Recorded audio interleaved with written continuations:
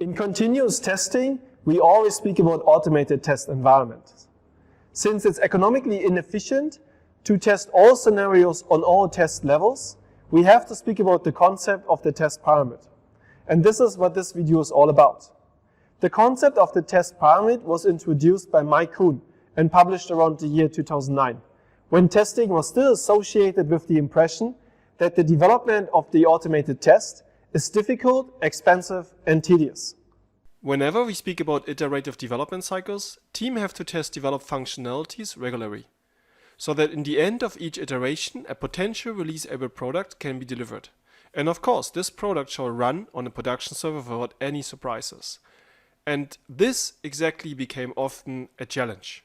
Now, the test pyramid can help here to set a common way of thinking and support teams to set a consistent focus and strategy on the different test levels, and to increase the efficiency how tests are tackled within the team.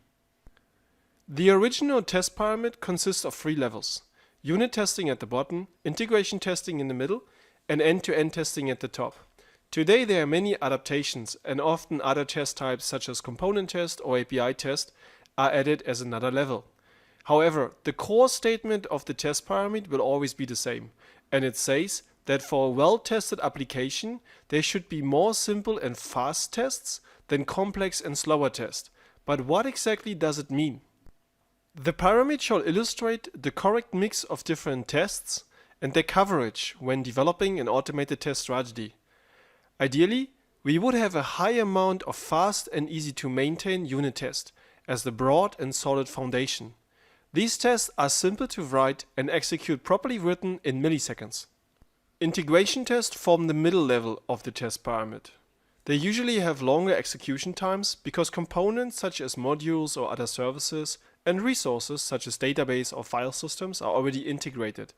This means that developed tests do not run in full isolation and shall consider communication with other elements.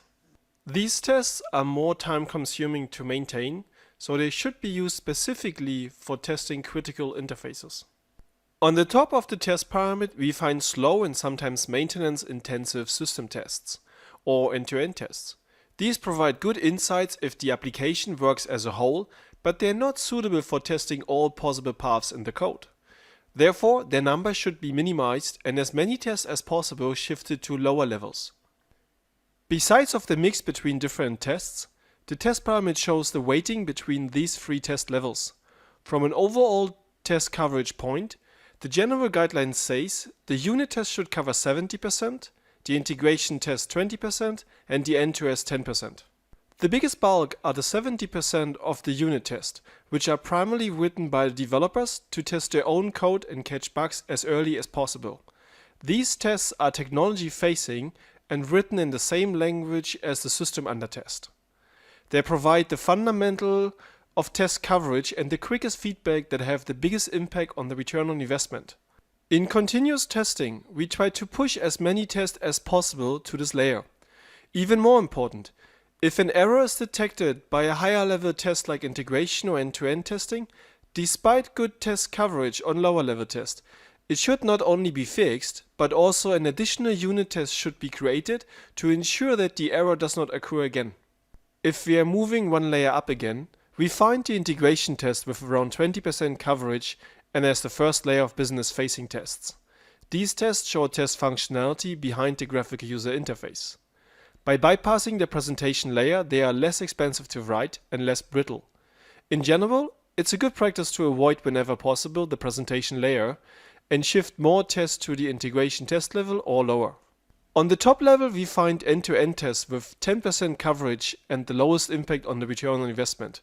These tests utilize the presentation layer and they are typically written after the code is completed.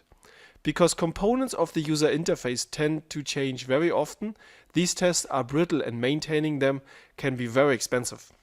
Besides, have you seen the manual tests on top of all? No matter how many automated tests we have, most systems also need specific manual test activities such as exploratory testing. As they are sitting above all, only a very little number of manual tests should be necessary. Whenever we have manual testing, we need to ask, can we automate those and identify the specific layer where we can put those tests. What about your project? Do you have a weighting of the different test levels according to the test parameter? Or do you still use massive end-to-end tests triggered by the UI? The distribution of the test has a critical factor on the return on investment.